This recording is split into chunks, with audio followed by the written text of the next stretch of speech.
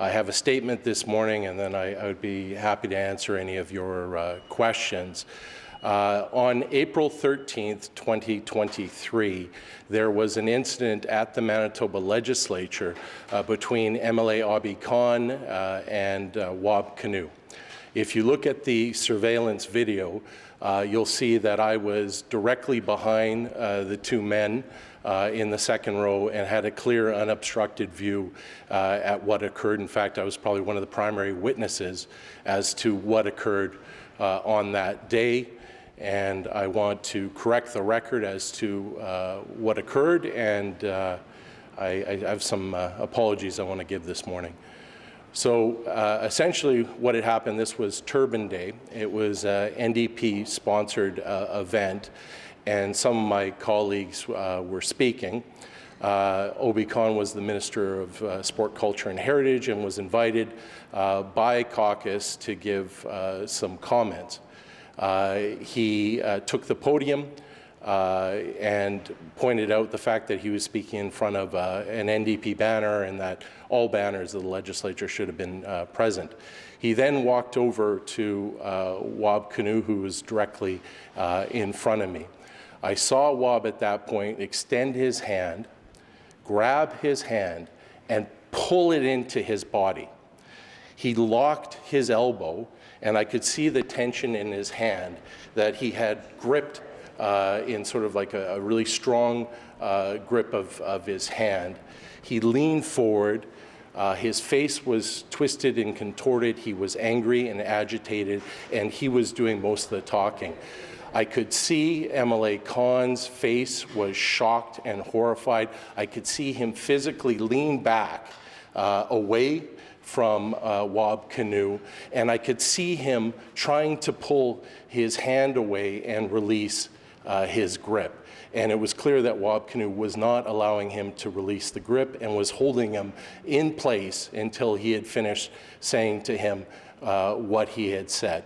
And so Mr. Khan had made some other allegations about Wab giving him a what I would term a hockey elbow when they two separated and pushed off. I did not see that.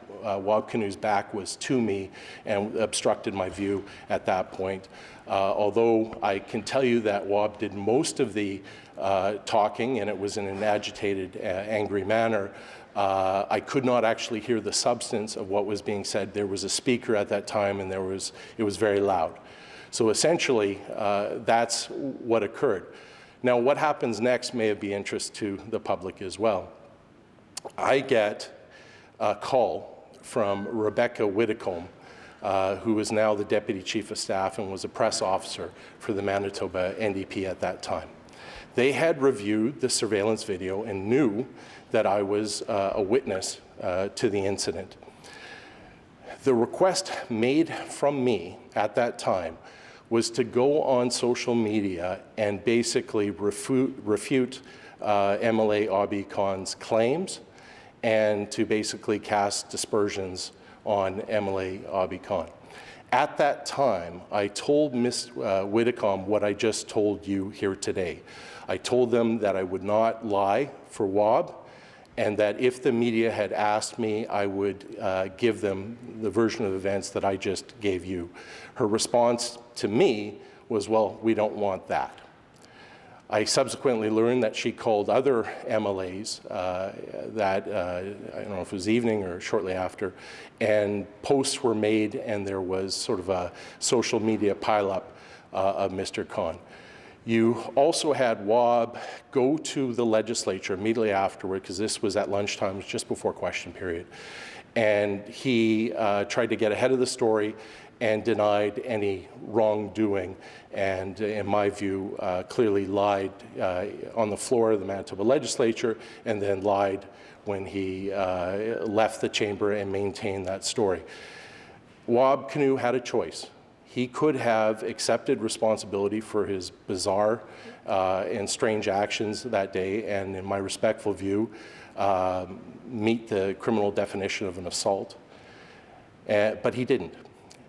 But more troubling still, the people around him in the leader's office. And those people are still there today. In fact, they've been given significant positions of authority, doubled down on the lie, even though they had an eyewitness from their own caucus telling them that Obby Khan was telling the truth. Despite knowing the truth, they orchestrated a cover-up. They orchestrated a campaign to smear Obby Khan, call him a liar, and to try to discredit him in these circumstances. For my part, I did not do that. I did not call Obby Khan a liar. I didn't participate in the social media pileup, and I didn't make any comments disparaging him or attacking his credibility. What I also didn't do is I didn't come forward at that time. And I am deeply ashamed of that. It was a test of character on my part, and I certainly didn't pass. And I certainly owe a huge apology to the people of Fort Garry. I suspect they would want more from their representative than what I showed that time. It was not a safe atmosphere. It was toxic and hostile in the caucus. And had I come forward, I absolutely would have been expelled from caucus by Wab. I also owe a huge apology to MLA Obby Khan. He was telling the truth, and my caucus knew it, and yet they cast aspersions on him. They attempted a character assassination and created a social media pilot. He didn't deserve any of that. He deserved to be believed. He was telling the truth. So my deepest apologies to Obby Khan. No politician should have to go through what he did and have that sort of black mark on his public record that people will always say that, oh, well, Obby was exaggerating or lying. He wasn't. And he shouldn't have his character impugned in that way. And I can say, you know, if there's some poetic justice here, I have just lived through the exact same thing from the exact same people, from the exact same playbook, where you know, the leader, Wab Kinew, and the leader's office put out a big lie, doubled down on the lie, and when they were under pressure, they attacked me personally and tried to demean my character. You know, almost a year ago, Wab Kinew came before the people of Manitoba and said, vote for me, trust me, I've changed. Well, you can see from the events, you know, prior to the election and more recent events that nothing has changed. And this is who Wab Kinew is, and this is the leader's office that he's created, and this is the toxic and dysfunctional environment in Manitoba politics today. So with those brief comments, if you have any questions, I would like to answer them. Why didn't you come forward at the time, and why are you coming forward now? Well, simple reason was it wasn't safe. I had no safe venue to bring these complaints without it coming back on me.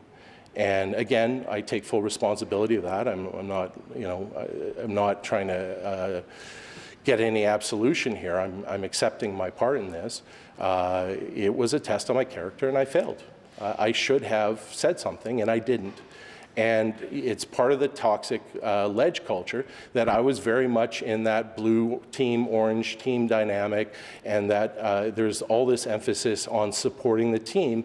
And supporting the team at that time meant supporting Wab Kinew's lie. And if I hadn't done that, I absolutely would have been expelled from the party at that time. Well, now I have been expelled from the party. This is something that hasn't sat well with me the entire time. I feel guilty about it. I feel guilty that this happened to Obby Khan. And so, you know, one of the few things I can do now as an independent is I can clear the air about things like this, and I can sort of hold my head high when I end my political career. Have you apologized to Obby Khan? I have. And how did that go? Very well. I should point out, again, me and Obby Khan are not friends. There's very little that we would agree about in Manitoba politics, and if you watched any of our exchanges in the House, the plight would be spirited. That being said, out of all 57 MLAs, Obby Khan reached out first after I was expelled out of the NDP on a human level and just check in to see how I was doing. And that was, he didn't have any idea I was going to do this. He had no idea that this was coming.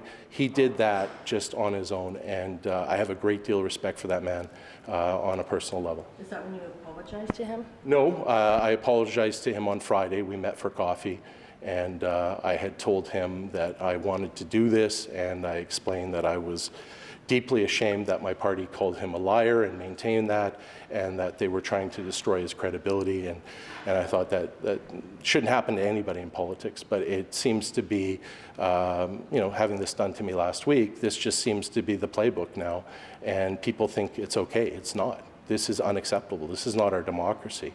And if people don't speak out about it, it's just going to keep happening. This is the playbook. There's a whole bunch of taxpayer-paid employees. They're making $150,000 a year at the legislature, more than an MLA, by the way, who this is all they do, is the politics of character assassination and the personal destruction. And Manitobans shouldn't be paying for that, and because it has no social utility. It distorts the truth, and it just makes people cynical, and it just gives another reason for people to shrug and give up on politics. And I think it's dangerous, and I think we need to push back against it. Have any NDP MLAs reached out to you since the expulsion? I don't want to out them.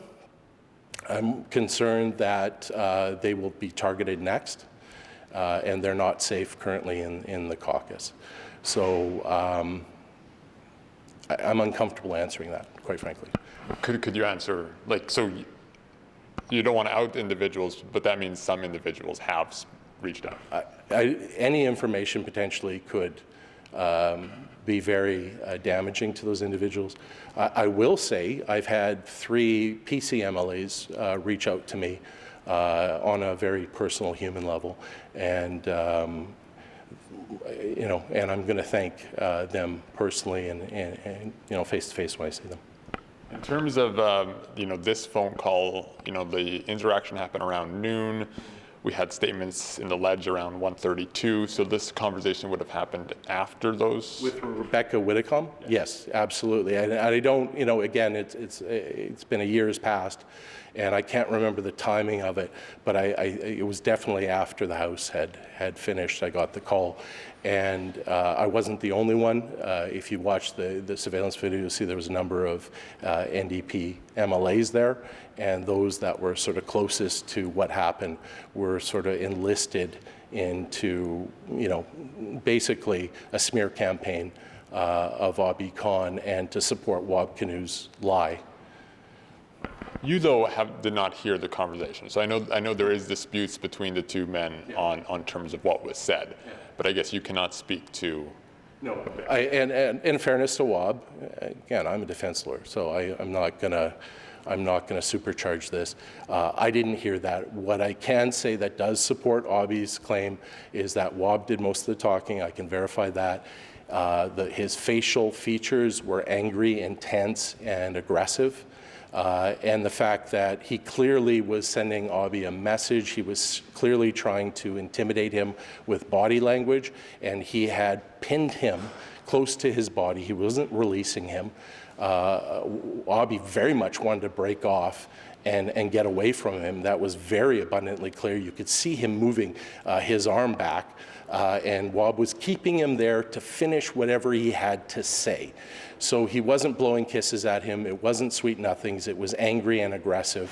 That was the demeanor and the tone. The specific words used, I cannot say.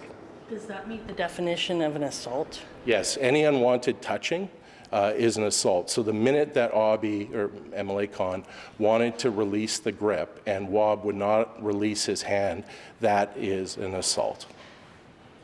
You mentioned a couple times here that you are sitting as an independent. Some might view this as a good thing for the Conservatives. Have you given any consideration about crossing over? No, absolutely not. I mean, the whole, my criticism of this and what's happened is that Wab Kinew is trying to silence strong voices inside the NDP. I have always been an independent voice inside the NDP, and he was worried about internal criticism, so he removed me because of that. Well, I have my voice now, because I haven't had a voice for a couple years. And in fact, what I should say about this, what was, if you actually look at the genesis of my relationship deteriorating with Wab, after this incident, things really took a turn. After I told Wab I wouldn't lie for him, I started receiving punishments and I started getting pushed out of the party. As many of you know, I was one of the principal spokespeople for the Manitoba NDP, and I had been for 3.5 years. And I was also, you know, what people have termed an attack dog. So it was kind of strange that the attack dog, who's the main witness of this, was silent. Nobody seemed to ask the question about that. But what happened to me after this incident was I stopped getting media assignments. I no longer was allowed to speak to the media. When the election happened, I played no role in the election at all.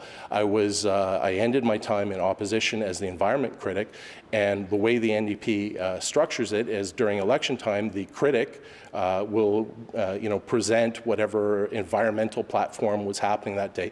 I wasn't allowed to do so. I was in the background, and a critic who was not the environment critic presented the NDP environment platform.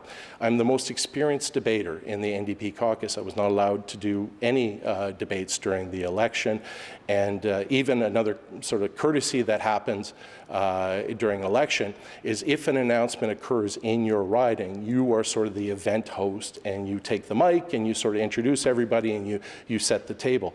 There was an event in my riding near the hydro substation on Stafford and Grant. Again, I was not allowed to participate. I was in the background. So looking back, I could see that I was getting pushed out at that point, and that I was receiving punishments basically for not being prepared to lie for Wab. So just to confirm, you are going to sit as an independent. Oh, well, and I guess to my point, sorry, I apologize for not directly answering. So since this has happened, a lot of New Democrats have been really disillusioned with the party, and they've been very upset about the direction the party has been going in. This is not what people voted for. They voted for change. This is anything but change. This actually feels very much like the third term of the Pallister government. They have been reaching out to me about this. I feel I have a responsibility for people, progressive voters, both Liberal and NDP, who voted for change and didn't get it, and I want to be that voice. And if it means sitting as an independent member to actually keep that voice, I am absolutely going to do it. I don't have much in common with the Conservative caucus, other than I can point to a handful of them and say they're decent people. What about the Liberals, though? At this point, I am very happy having my voice again, and I'm looking forward to being an independent member of the Manitoba legislature. You did, say you ruffled feathers a little bit here by not agreeing to, send out the tweet, but I guess by not agreeing to send out the tweet, that was in some ways you ruffled feathers. I mean, you weren't willing to go farther than that. Why were you willing to even take that step, right? Because it's part of, partisan. Sorry, I didn't send out tweets. I never. No, correct. And apologies if that's what I said. But I guess what I'm trying to say is, partisan politics, everyone sort of follows the leader. Mm-hmm. This was an area where you were not willing to do that. Well, he wasn't being a leader. I mean, he was doing the absolute opposite of leading.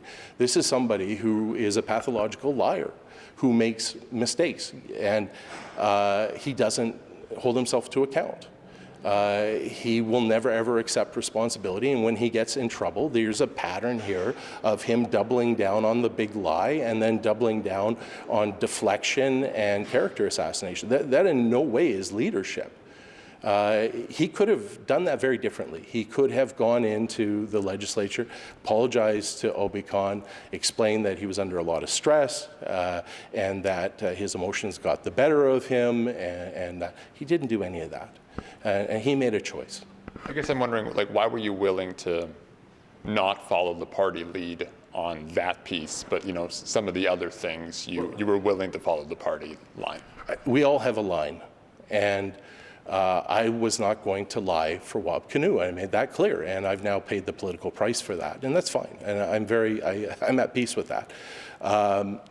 But at that time, caught up in sort of the toxic partisanship of the ledge, I also wasn't prepared to get thrown out of the party, damage the team.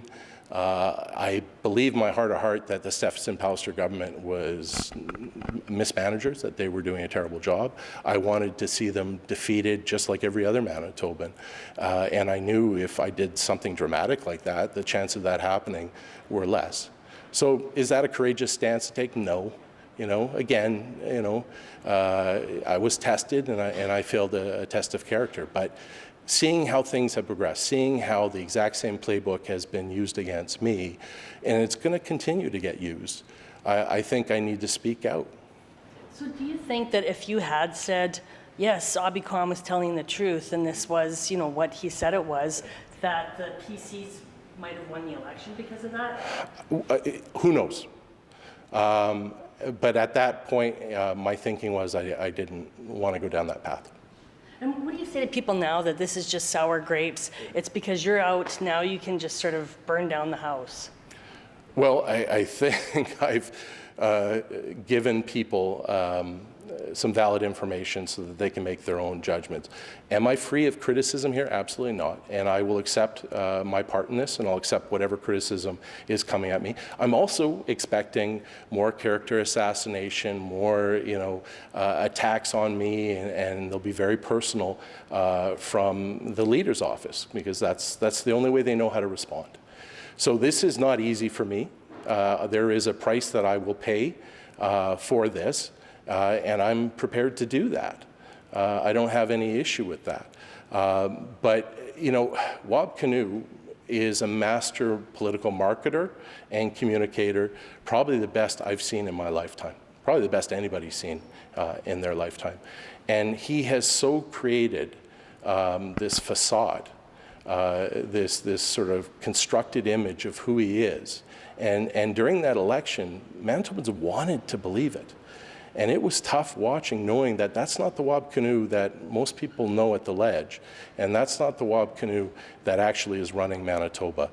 And I think Manitobans absolutely need to have the mask come off, see who he is, and then judge him appropriately and accordingly, because this is our premier. After the surveillance video was released, or before it was released, did the speaker speak to you as part of her investigation? Did that include interviewing any of the people present? No, there was no serious investigation by anybody about this. And Wab, again, is so sophisticated with media.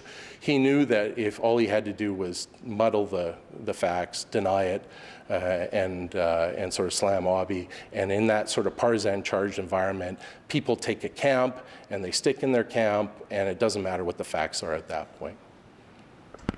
Just to follow on the sour grapes comment, which is what some people have been saying, including your old colleagues. I mean, would you say you're bitter right now?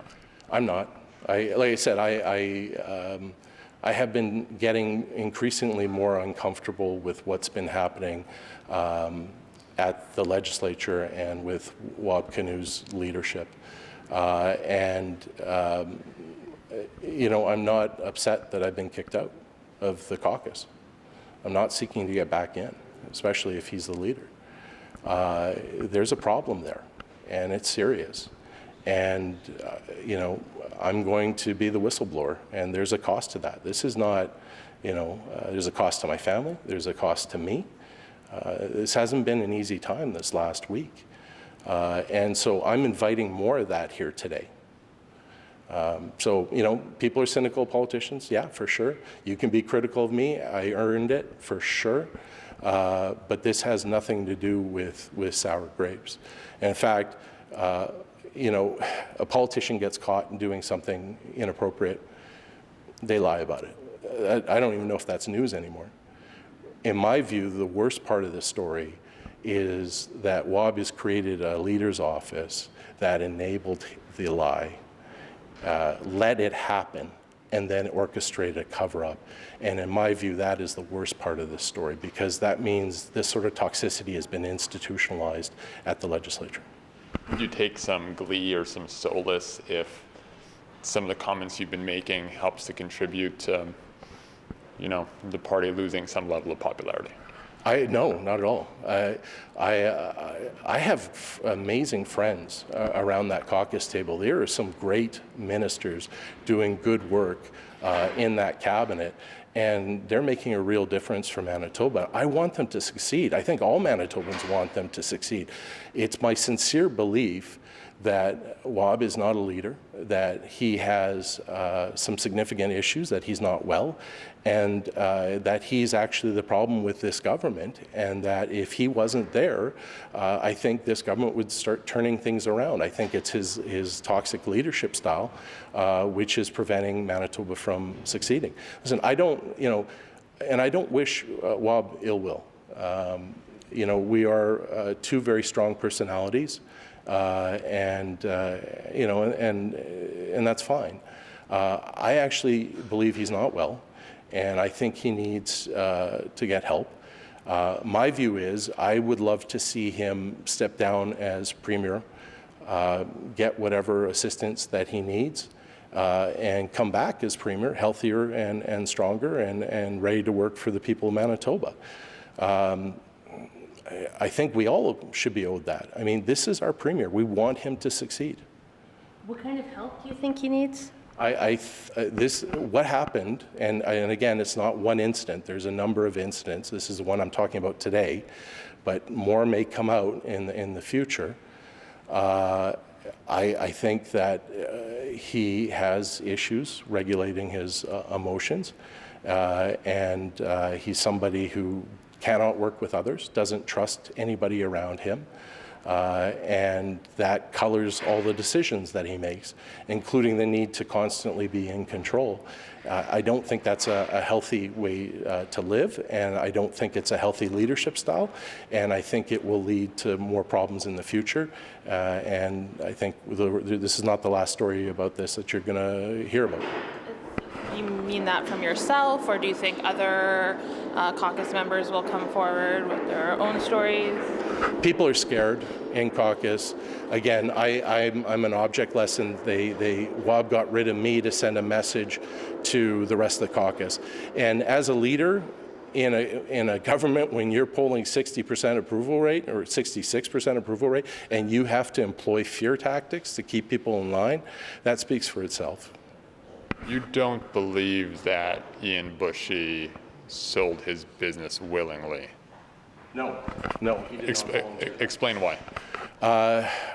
There was a provincial council meeting on Saturday, and I wasn't there, obviously, but I was told by members who were that in the Premier's comments to provincial council, he started talking about and using political marketing language that, sort of like, hey, well, let's look at Ian Bushy as a contrast to Mark Wasyliw.